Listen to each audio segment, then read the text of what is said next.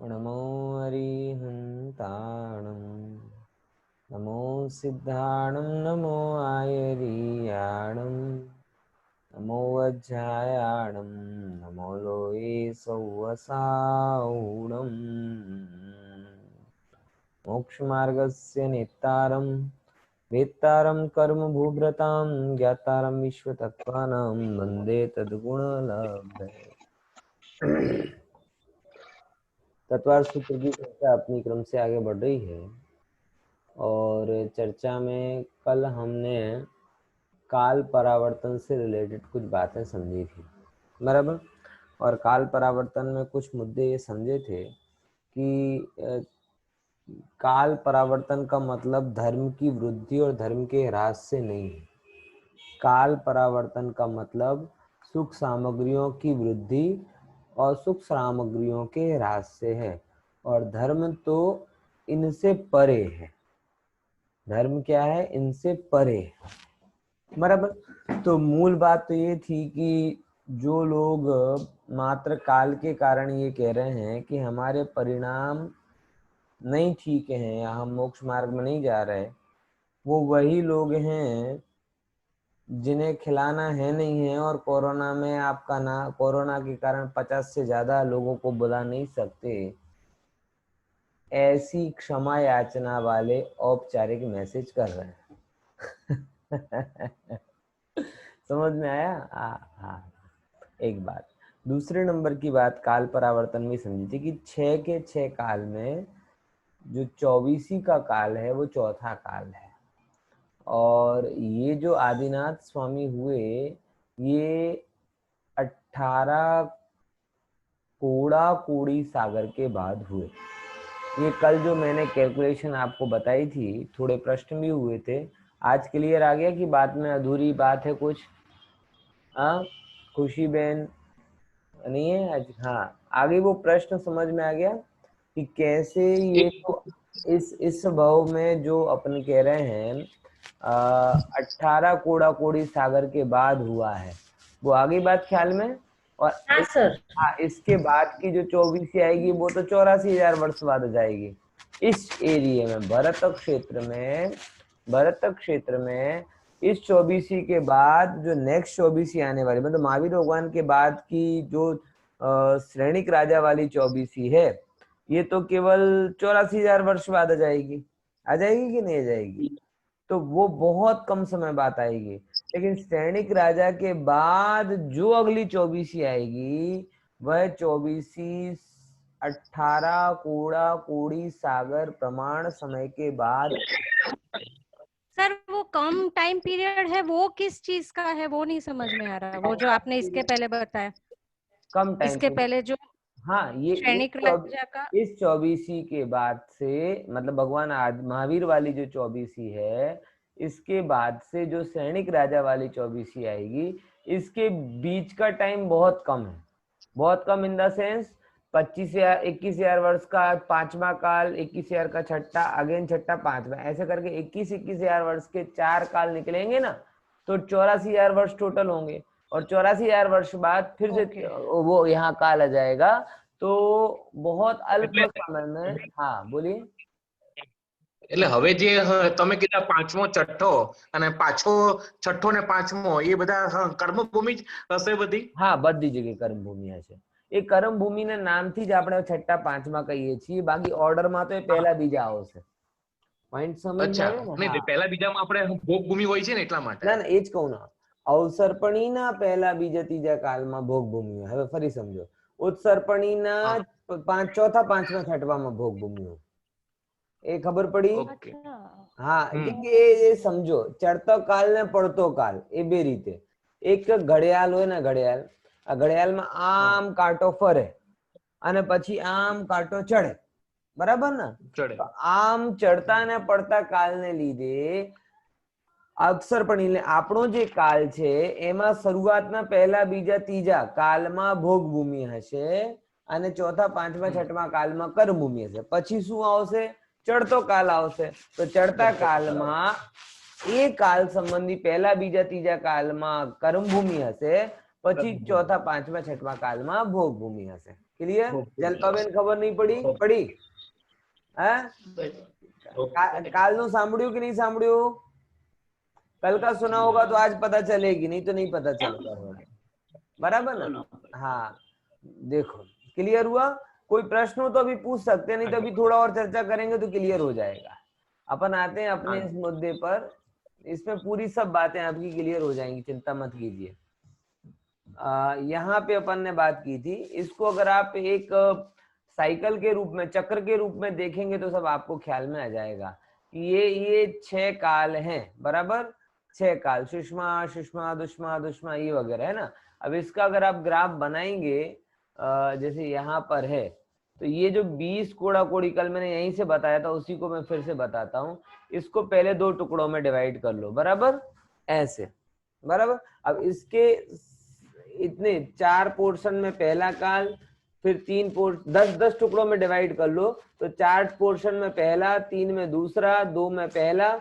अब जो बचेगा एक टुकड़ा, उसके 3 पोर्शन करो, 21-21 वर्ष के छोटे छोटे टुकड़े 2 अलग कर लो, और बाकी चौथा काल. ओके, तो मोस्टली एक अवसर्पणी में मेजर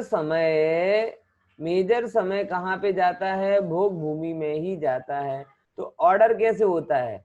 भोग भूमि में पहले क्या कहते हैं, उत्सर्पणी में पहला काल भोग भूमि का, दूसरा काल मध्यम भोग भूमि का, तीसरा काल जघन्य भोग भूमि का, चौथा काल कर्म भूमि का, लेकिन तीर्थंकर वाला, पांचवा काल मात्र कर्म भूमि और छठवां काल सिर्फ दुखी दुख का रहता है. फिर अगेन यहाँ पर फिर रिवर्स होगा, छठा काल वही अति दुख वाला, फिर पांचवा काल उससे कम दुख वाला, और फिर चौथे काल से जो अपन कहते हैं तीर्थंकर आदि चालू होंगे. तो यहाँ तक आएगी कर्म भूमि, फिर उसके बाद में जघन्य भोग भूमि, मध्यम भोग भूमि और उत्कृष्ट भोग भूमि. ऐसे करते करते इतने पोर्शन में, ये मैं अपने मन से ड्रॉ कर रहा हूं, मैप में आप कर लेना, इतने से पोर्शन में कर्म भूमि रहती है. बाकी मेजरली पोर्शन कौन सा वाला रहता है? भोग भूमि वाला ही रहता है. क्लियर? समझे कि नहीं समझे?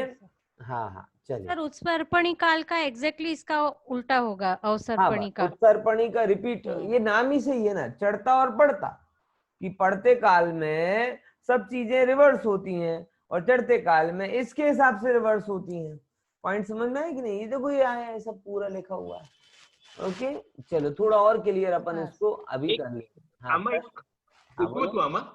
આપણે જે છેલ્લો કાળ છે એ દુશ્મા બોલે. તો પછી હવે પાછું જે આવશે તો પાછું બીજી વાર દુશ્મા આવશે. હા, પહેલો પછી પાછો દુશ્મા આવશે, પાછો દુશ્મા આવશે. આવી રીતે એ બધાનું કાલનું પરિવર્તન થાય છે. ઠીક છે ને? ઓકે, રિપીટ થશે. હા, રિપીટ જ થશે, કેમ કે આ પ્રકારે જ એ બધું પરિણમન થાય. જો હું કદાચ તમારા નામથી કોઈ સારો મેપ મળી જાય એમાં, તો બતાવવામાં સહેલું રહે. મને નથી કદાચ એવી ટાઈપનો કોઈ મેપ નથી, નહીં તો થોડુંક શું બતાવવામાં સહેલું રહે. અમુક ઘણા બધા તમને મેપ મળી જશે. કાલ પરિવર્તન નામથી તમે સર્ચ કરશો ને તો તમને મેપ મળી જશે. નહીં તો હું અત્યારે બીજું કોઈ નેટ ઉપર સર્ચ કરીને એકાદ મેપ શેર કરી દઈશ. ઓકે, ચાલો. ઓકે, અત્યારે સમય નહીં બગાડતા. કોઈ પ્રશ્ન તો પૂછી શકાશે, બાકી ક્લેરિટી માટે મેપ હું તમને આપી દઈશ કहीं ना कहीं શોધીને. ओके, चलो. अब अगला सूत्र, इसी में जो अगली स्लाइड है, अब अपन जो फिर से मैं थोड़ी क्लियर करके भाषा में बोलूं, उत्सर्पणी के पहले दूसरे तीसरे काल में जो भोग भूमियां होती हैं, बराबर, अवसर्पणी के पहले दूसरे तीसरे में, और उत्सर्पणी के चौथे पांचवें छठवें में जो भोग भूमियां होती हैं, उन भोग भूमियों में क्या होता है, उनकी कुछ ग्लिम्स, नट सेल में कुछ बातें हम आपको बताएंगे. ठीक है ना? तो देखो, भोग भूमि का मतलब क्या है? ऐसी भूमि जहां पर व्यक्ति मात्र भोग ही भोगता है, ऐसा लें क्या अर्थ? अगर ऐसा लेंगे तो समकितियों को भी भोगी कहना पड़ेगा. पहले शब्दों के अर्थ बराबर समझ लो. ऐसी भूमि जहां जीव भोग ही भोगता रहता है या भोगों का लाइसेंस मिल जाता है, ये बात यहाँ पे ठीक नहीं है. भोग भूमि का मतलब उस जगह से है जहां पर जीव अपने पुण्य का इस प्रकार फल भोगता है, पुण्य का फल भोगता है, देखो भोग भोगता है वो नहीं कह रहा, लेकिन पुण्य का फल उसे ऐसा भोगने को मिलता है कि उसे जो मूलभूत क्रियाएं हैं, आवश्यकताएं हैं, मूलभूत आवश्यकता क्या होती है, अपनी रोटी, कपड़ा, मकान, इनके लिए दौड़ना पड़ता है ना, तो जो मूलभूत आवश्यकताएं हैं वो उसे बिना किसी श्रम के अपने आप पुण्य से सहज मिल जाती हैं। वह पूर्वकृत कर्म के फल को भोगने वाली भोग भूमि होती है। ध्यान रखना, मैं शब्द बहुत संभल के बोल रहा हूं, भोग ही भोगे ऐसी भोग भूमि नहीं होती, क्योंकि भोग वहां पे भी जो समकिति है भोग भूमियों में, वो आत्मानंद का ही भोग कर रहे हैं। वो भले ही 5 इंद्रिय के विषयों में यथायोग्य प्रवृत्ति हो, लेकिन वो उन्हें भोग के रूप में नहीं देख रहे, वो तो ज्ञान के रूप में देख रहे हैं, ज्ञेय के रूप में देख रहे हैं कि ये तो मेरे जानने में आ रहा है, सहज परिणमन हो रहा है। पॉइंट समझ में आया कि नहीं आया? बड़ा सरल सा बात है। हम जैसे एटीएम में जाते हैं, पैसे निकलवा के ले आते हैं, बराबर, वैसे ही वो जाते हैं कल वृक्षों के पास में वस्तु लेकर जाते हैं, बोले हमें तो भरना पड़ता है ना, पैसे तो निकालते हैं, बोले उनने भी भर दिए हैं। हम इतने कम नसीब वाले हैं कि हमें इस भाव में ही कमा के इस भाव के ही बैंक में भरना पड़ता है, और उनका जो ट्रांसफर होता है वो डायरेक्ट पूर्व भाव के पुण्य का ट्रांसफर होता है। इसलिए जैसे हम एटीएम के पास जाके नंबर डालते हैं, पैसे हमें मिल जाता है, बराबर, वस्तुएं मिल जाती हैं। तो जैसे हमें बार बार पैसे डालने पड़ते हैं, बराबर, ऐसे उन्होंने पुण्य के ना जाने कितने पैसे उसमें डाल के रखे, तो उनको उनके पुण्य के उदय के अनुसार सारी जरूरत वाली वस्तुएं सहज ही प्राप्त हो जाती हैं। उसे हम कहते हैं भोग भूमि। जैसे यहाँ पर हमें श्रम करना पड़ता है, वैसे वहां उन्हें श्रम नहीं करना पड़ता, लेकिन जैसे यहाँ अगर कोई समकिति हो तो श्रम करने पर भी, भोगों को भोगते हुए भी वह उससे अपने भिन्न त्रिकाली ध्रुव ज्ञायक भगवान आत्मा को जानता मानता अनुभव करता है। ऐसे ही भोग भूमि के समकिति युगलिया भी उपलब्ध भोग सामग्री के बीच में भी अपने आप को त्रिकाली ध्रुवदायक भगवान आत्मा मानते हैं। वो भोगों में आनंद नहीं मानते, वो आत्मा में ही आनंद मानते। जैसे हमारे यहाँ पर जो अज्ञानी जीव हैं, वो प्राप्त भोगों की इच्छा में, बराबर, प्राप्त भोगों की वासना में और अप्राप्य भोगों की लालसा में अत्यंत डूबे हुए रहते हैं। रहते कि नहीं रहते? जो मिला है उसमें संतुष्ट नहीं है, और जो नहीं मिला है उसमें अत्यंत लोलुपी है। ऐसे भोग भूमि के अज्ञानी जीव भी पुण्य के प्रताप से जो मिला उसमें संतुष्ट नहीं होते, बराबर, वो दूसरों को देख देख कर दुखी होते हैं। भोग भूमि में अज्ञानी भी होते हैं, ऐसा थोड़ी होता कि सारे ज्ञानी होते हैं। तो जो ऐसे हमारे यहाँ के अज्ञानी होते हैं ना, वैसे वहां पे भी अज्ञानी होते हैं। और एक बात बताऊं ना, भोग भूमि के मिथ्या दृष्टि तो ज्यादा दुखी रहते होंगे। कैसे? क्योंकि कर्म भूमि में तो फिर भी हम देखते हैं कि धीरूभाई अंबानी ने एक छोटी सी चालू किया था और जाके कितना बड़ा साम्राज्य बना दिया।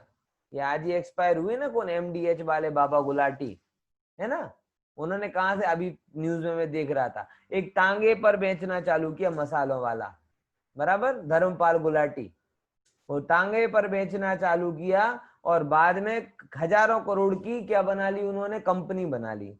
तो ये कर्म भूमि में पॉसिबल है, लेकिन भोग भूमि में, बोले भोग भूमि में अगर इतना पुण्य आप लेकर आए हो तो पूरी आयु निकल जाएगी पल्लियों की, रत्ती भर नहीं बढ़ेगा।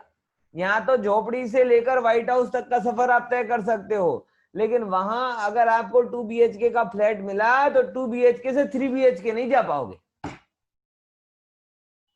मिलता पुण्य के अनुसार है, समझ में आया? आपको भी पुण्य के अनुसार मिलता है, वहां पे भी पुण्य के अनुसार मिलता है, लेकिन कर्म भूमि में पुण्य और पाप के उदय में विशिष्टता ज्यादा दिखाई देती है, और भोग भूमि में विशिष्टता नहीं दिखाई देती। विशिष्टता मतलब जैसा फिक्स हो गया ऑलमोस्ट वैसे का वैसा ही रहता है। समझे कि नहीं समझे? वहां पे भी पुण्य के हिसाब से अंतर आता होगा ना। जैसे 10 प्रकार के कल्प वृक्ष पाए जाते हैं, बराबर, उसमें एक क्या कहते हैं ग्रोहांग जाति का कल्प वृक्ष है, जो आपको क्या दे देगा, ये सब आएंगे आएंगे, देखो, पानांग, भूषणांग, वस्त्रांग, आलयांग नाम का कल्प वृक्ष है, बराबर, रमणीय भवन होते हैं। अब जैसे अपन ये तो नहीं जानते स्वस्तिक, नंद्यावर्त वगैरह वगैरह, लेकिन अपन तो अपनी भाषा कहते हैं 2 BHK, 3 BHK, 4 BHK, तो ये 2, 3, 4 बिला वगैरह जो भी है, ऐसे वहां के भेद है। लेकिन जिसके हिस्से में जितना पुण्य है उतना ही मिलेगा।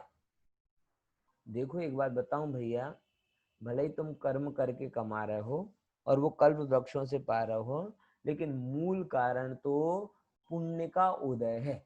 पर इतना अंतर है कि कर्म भूमि वालों का पुण्य कमजोर होता है, इसलिए उन्हें क्या कहते हैं वो करना पड़ता है, श्रम करना पड़ता है, और भोग भूमि वालों का पुण्य प्रबल होता है, इसलिए उन्हें श्रम किए बिना इन कल्प वृक्षों से मिल जाता है। जैसे आपका कर्म निमित्त है, वैसे वहां कल्प वृक्ष निमित्त है। वैसे ही अगर देखा जाए मूलभूत कारण तो दोनों जगह पुण्य का उदय ही है। बराबर समझ में आया कि नहीं है? इसीलिए मैंने कमाया, मैंने कमाया, मैंने कमाया, इस अहंकार में मत मरो। ये जीव की इच्छा कभी तृप्त तो नहीं होती। कभी चाहता है कि पैसा मिले, अब पुण्य की वजह से पैसा मिल जाए तो क्या कहता है, अरे पैसा तो मिल गया लेकिन अपनी मेहनत का पैसा नहीं मिला, अपनी मेहनत का होता तो अच्छा रहता। अरे किसी भी मेहनत हो भैया, मेहनत तो निमित्त कारण, मूल पुण्य का होता है। वो कल के दिन मेहनत का भी मिल जाएगा, इतना मिला इतना और नहीं मिला। अरे तू समझना भाई, जो भी आ रहा है, जैसे भी हो रहा है, ये सब आपकी भूमि का अनुसार विकल्प है, मूलभूत कारण पुण्य का उदय। भोग भूमि में भी मूलभूत कारण कल्प वृक्ष नहीं है, पुण्य का उदय है।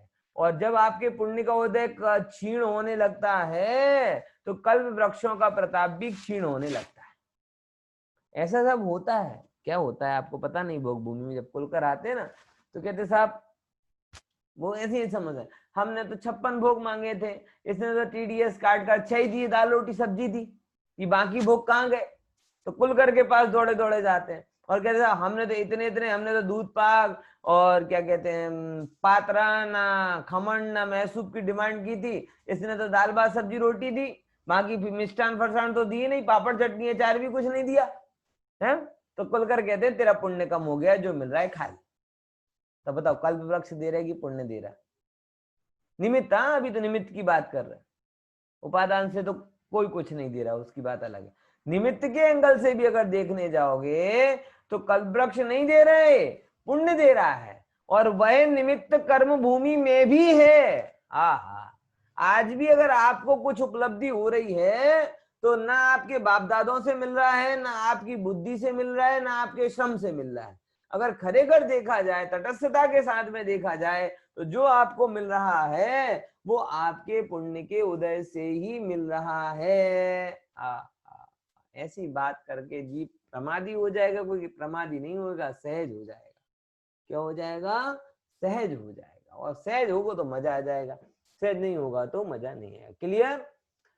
तो 10 प्रकार के, तो मैं आपको ये बता रहा था कि भोग भूमि वाले मिथ्या दृष्टि जीव ज्यादा दुखी रहते होंगे। क्यों? क्योंकि कर्म भूमि में तो उदय की विचित्रता दिखाई देती है, लेकिन भोग भूमि में तो कुछ है ही नहीं।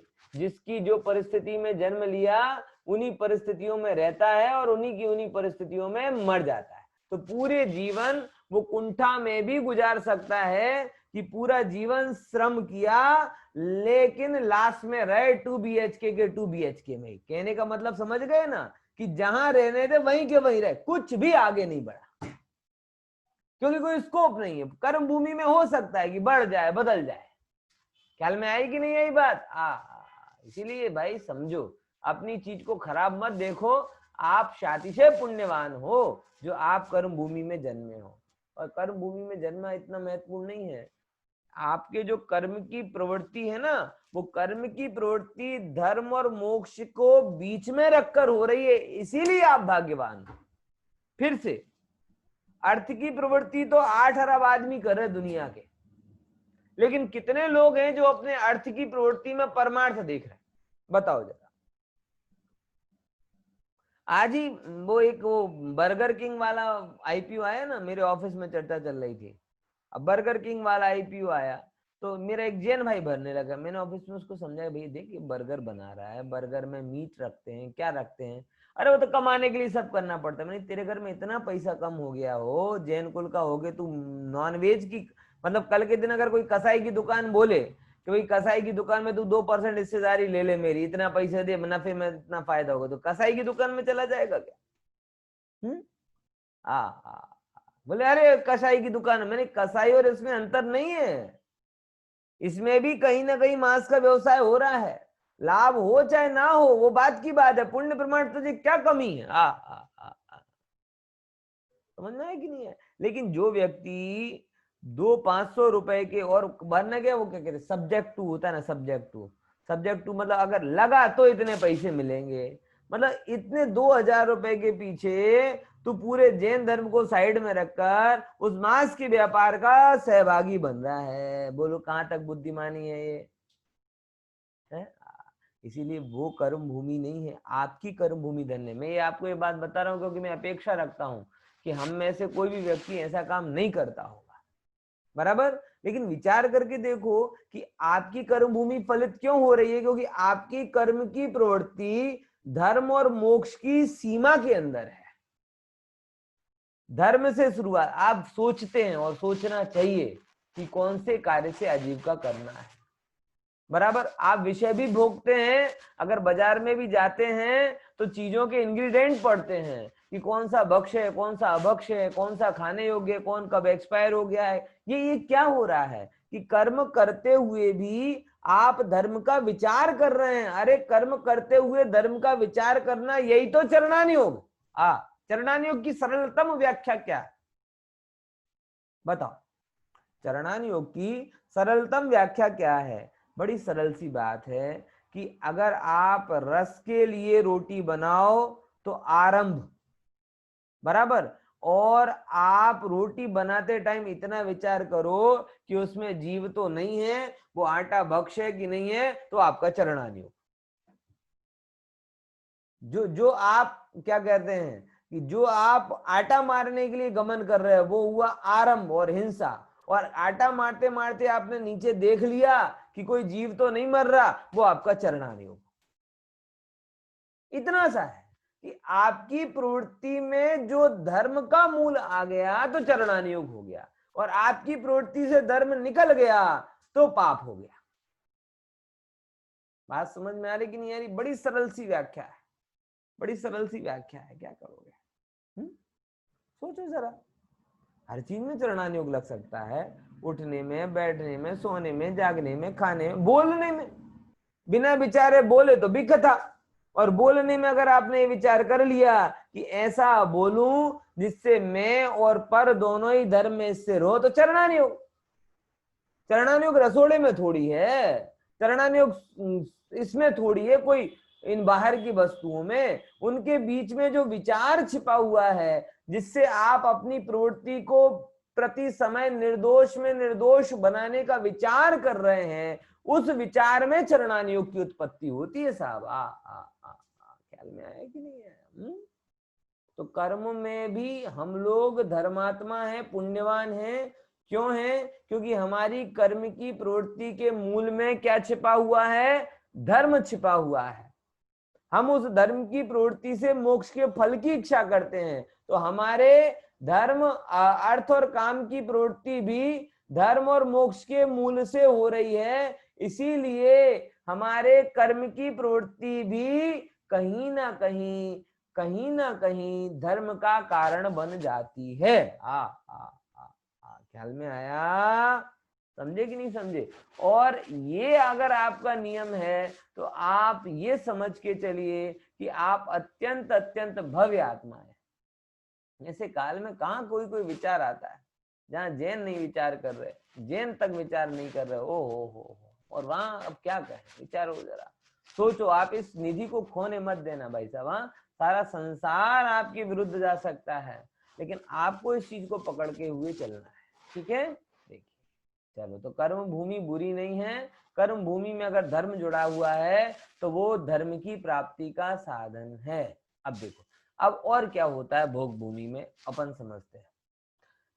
भोग भूमि की व्यवस्था है। तो भोग भूमि मतलब भोग ही भोगे जाते हैं ऐसा नहीं है, पूर्वकृत कर्मों का फल जहां भोगा जाता है और तत्काल प्राप्ति के लिए श्रम या आरंभ नहीं करना पड़ता, पाप नहीं करना पड़ता, उसको भोग भूमि की व्यवस्था कहते हैं। बराबर। बाकी दोनों जगह मूल कारण तो कौन सा है? पुण्य का उदय ही है। बस एक में तुरंत जमा करके तुरंत भोगना है और दूसरे में पहले इतना जमा कर दिया है कि बस हर महीने पेंशन खाते जाना है। बराबर समझ में आया? देखो अब उसमें और क्या होता है, दूसरे नंबर का पॉइंट भोग भूमि में लिया है कि पति और पत्नी एक साथ उत्पन्न होते हैं। भोग भूमि में क्या होती है, हर एक की अपनी टेरिटरी होती है, कोई और दूसरा डिस्टर्ब करने वाला नहीं होता। बराबर। और उसमें वो दोनों एक साथ उत्पन्न होते हैं। और नाम क्या होता है? फिक्स नाम है। एक्चुअली नाम नहीं है। नाम की जरूरत क्यों पड़ती है? नाम की जरूरत तब पड़ती है जब ज्यादा लोग हों और ज्यादा लोग के बीच में किसी को पहचानना हो, तब नाम की जरूरत पड़ती है। लेकिन जब पूरी जिंदगी दो लोगों से ही पाला पड़ना हो तो नाम की क्या जरूरत है? सबका नाम एक सा होता है। आर्य मतलब हे श्रेष्ठ जीव और आर्या मतलब हे श्रेष्ठ जीव।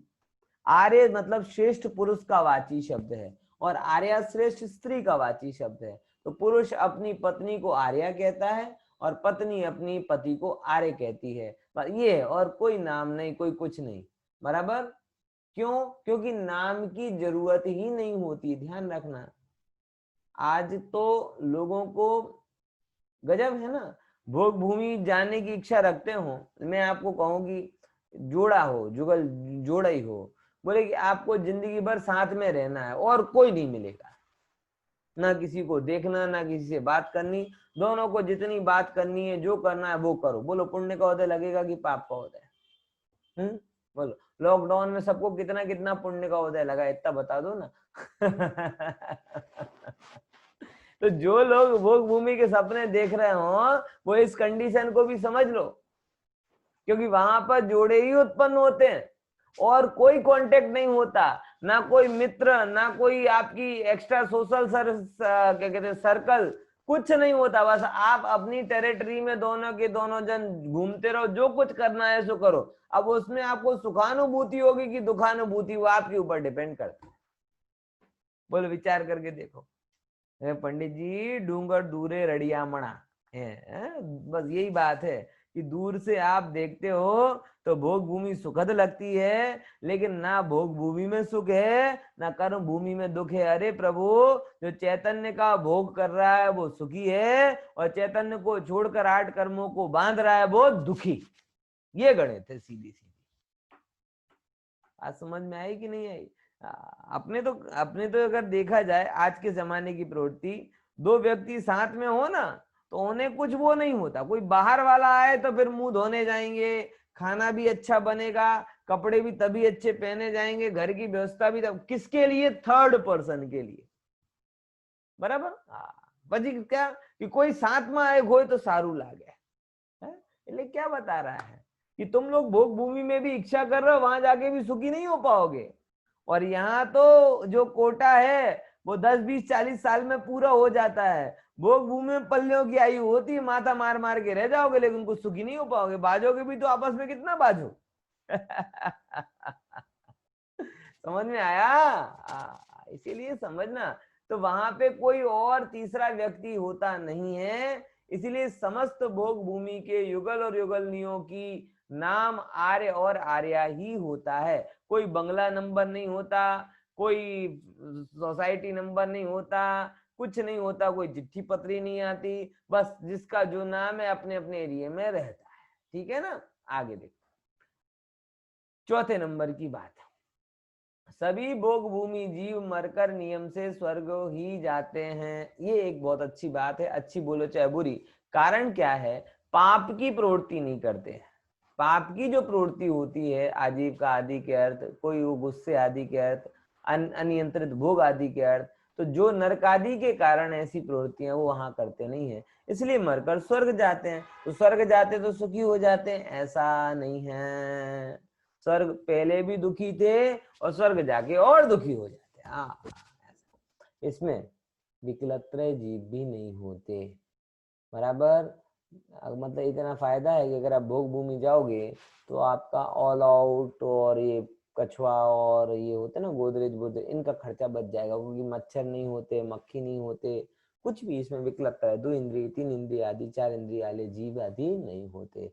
आज के टाइम की विशेष प्रिविलेज भोग भूमि की, कोरोना नहीं होता। क्या नहीं होता? रोग आदि भी नहीं। बोले पंडित जी बाकी सब ठीक है, कोरोना ना हो तो यही जगह भोग भूमि है? कोरोना के पहले भी भाई तू जीव था, दुखी था, और वैक्सीन लगवाने के बाद में भी दुखी रहेगा। कोरोना के कारण दुखी नहीं है, मोह के कारण दुखी है भाई साहब। और मोह के अभाव की वैक्सीन जिनवाणी को लगा, कोरोना के अभाव की वैक्सीन से तेरा तात्कालिक दुख दूर होगा, लेकिन मोह के अभाव की वैक्सीन लगाई तो अनंत कालिक दुख दूर होगा। समझ लेना, रोग आदि नहीं होता, निहार भी नहीं होता, निहार भी नहीं होता, निहार समझते ना, 2 नंबर, वो भी नहीं होता। कारण उसका मैं बताऊं, क्योंकि उन लोगों की खुराक बहुत कम होती है। पहली भोग भूमि वाले जीव तो हरड़ के आकार का खाते हैं, उत्तम वाले, मध्यम वाले बहेड़ा के आकार का खाते हैं, और जघन्य वाले आमले का आकार का, वो भी कई कई वर्षों बाद। तो निहार क्या होगा? ये तो अपन लोगों को ही समझ में नहीं आता है ना, कितना खाते हैं, जब देखो 3-3 बार खाते हैं तो भी भूखे के भूखे है। ये अपनी व्यवस्था समझ में नहीं आती। अब देखो आगे का पॉइंट क्या है। जीवन के अंत में पत्नी गर्भ धारण करती है। अब देखो ये कर्म भूमि से उल्टा है ना, कर्म भूमि में युवावस्था में गर्भ धारण करते हैं, बराबर, और भोग भूमि में जब अंतिम समय लगभग आने लगता है तब जाके पत्नी गर्भ धारण करती है। अब क्या होता है, अंत में पुरुष को छींक और स्त्री को बगासा, जमाई मतलब बगासा, कि पुरुष को आक्षी और स्त्री को जमाई, बराबर, बगासा आए और दोनों मर जाते हैं। गजब है ना। नो आईसीयू, नो वेंटिलेटर है, मात्र छींक आई तो मर गया। ऐसा होता है, वो भी निमित्त कारण गिना है। कुल मिला के पूरा जीवन निरोगी रहता है और मरण भी शांति वाला ही होता है, आकुलता नहीं होती। इन सब कारणों से भोग भूमि को श्रेष्ठ कहा जाता है। लेकिन मानसिक दुख तो वहां पर भी लगातार रहता है, क्योंकि मानसिक दुख कोई आपके संयोगों पर डिपेंड नहीं। मानसिक दुख तो आपकी मानसिक अवस्था पर है, मिथ्यात्व के कारण है। मिथ्यात्व में जो जीव जहां है वहां दुखी है। भोग भूमि में भी भैया सुखी जीव तो विरले ही मिलेंगे, दुखी जीव ज्यादा मिलेंगे, बराबर। समझे कि नहीं समझे?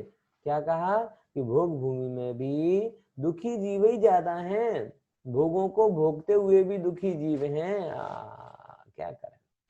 देखो आपको भी और लालायित करने के लिए ये कल्प वृक्षों की व्यवस्था है, आप पढ़ लो इनको और पता चलेगा कितने लोग इस चीज को करने के इसमें ज्ञायक भाव ला सकते हैं, बराबर। क्या समझे? कौन सा भाव? ज्ञायक भाव।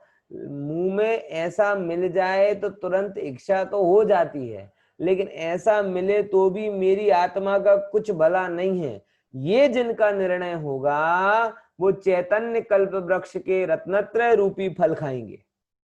फिर से क्या बोला कि ये मिलने पर भी मेरी आत्मा का भला नहीं है, ये विचार करने वाले जीव चैतन्य रूपी कल्प वृक्ष के रत्नत्रय रूपी फल खाएंगे। और जो लोग ऐसा मान रहे हैं कि ये मिल जाए तो मजा आ जाए, वो जीव कदाचित पुण्य के प्रताप से अगले भव में भोग भूमि आदि में चले जाएं, लेकिन उसके बाद नियम से नरक आदि के डंडे खाएंगे। बात समझ में आई कि नहीं आई? इसीलिए भाई साहब ऐसी पुण्य का वर्णन सुनते हुए भी आत्मा में सुख है ये भूलना नहीं, क्योंकि मुझे पता है, मैं आप लोगों के बीच में रहता हूँ, सब लोगों के बीच में रहता हूँ, मुझे बहुत अच्छे से पता है पुण्य है, पुण्य है, गीत गाते रहते हो, लेकिन एक भी जरा किसी पुण्य की अनुकूलता मिले तो एकदम ऐसे हो जाते कि अरे ये हो जाए तो बढ़िया। आपकी बेटी, आपकी बहन, आपकी सहेली, किसी ऐसे घर में शादी हो जाए कि जैसे ऐसे ना इनको प्लेट उचकवी नहीं पड़ती, ये तो जमीन में पग मुकती नहीं, ત્યાં તો બધા કામ વાળા છે, એ તો બુટીકના જ કપડા પહેને, એ તો BMW માં જ ફરે, એ તો હા अब देखो ऐसा मुख हो, हाँ કેટલી नसीब वाली है। विचार करके देखो, हम लगातार मतलब ये मैं रहता हूं, ये हमारा दोगलापन है। मैं स्पष्ट शब्दों में कह रहा हूं, क्या है हमारा, ये हमारा दोगलापन है।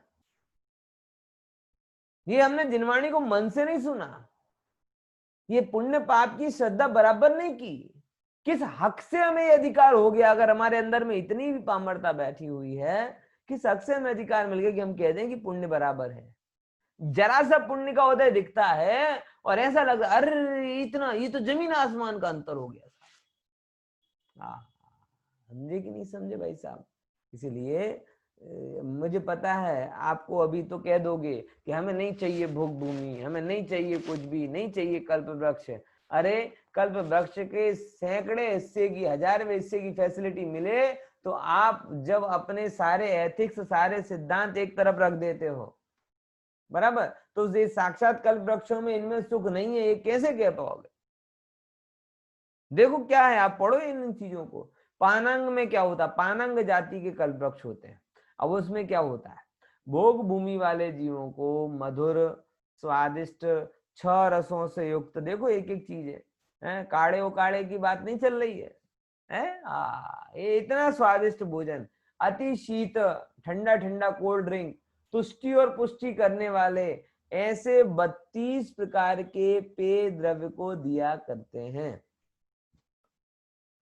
इतने ज्यादा, जैसे अपन 50 प्रकार के बनाते हैं ना, शरबत बनाते हैं, ये बनाते हैं, तो ऐसे एक नहीं 32 प्रकार के कहते हैं। अच्छा पंडित जी कौन कौन से, हम भी ट्राई कर लें। अब क्या करें, भोग भूमि वाले तो है नहीं है, तो कर्म भूमि वाले हैं, तो कर्म भूमि में तो कर करके बनाना पड़ता है ना, तो बुद्धि तो सेम रही कि उनको भी उसमें आनंद आ रहा है, तुमको भी उसमें आनंद आ रहा है, पर अंतर इतना है कि उनको बना बनाया मिल रहा है, तुम्हें बनाना पड़ रहा है।